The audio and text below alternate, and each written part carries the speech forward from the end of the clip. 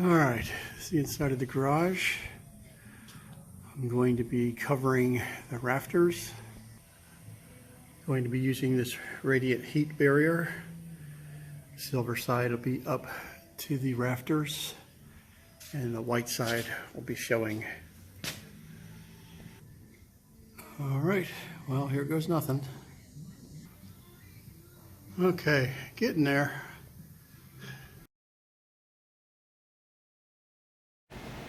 Alright, finally got the heat barrier put up.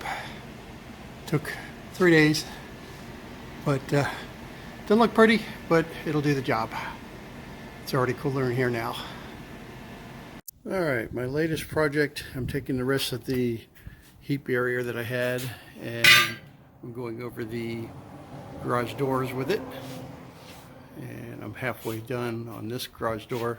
I've got the first section done and I've got the last section already cut out. And got the 4 sections here. And then enough left over for the middle section. It's the same material I used on the garage ceiling and it's been doing a great job. Yesterday I tested this one out and it was 103 degrees with nothing on it, and then after I put it on there and waited a while, I tested it and it was like 82 degrees.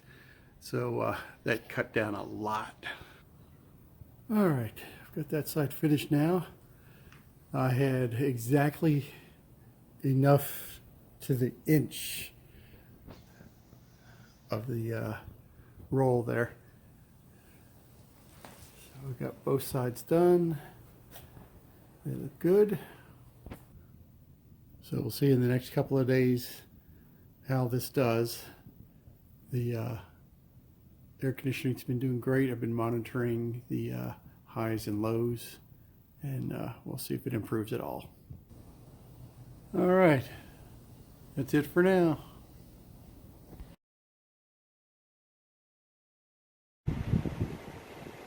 All right, got my mini split mrcool set up. Very, very quiet.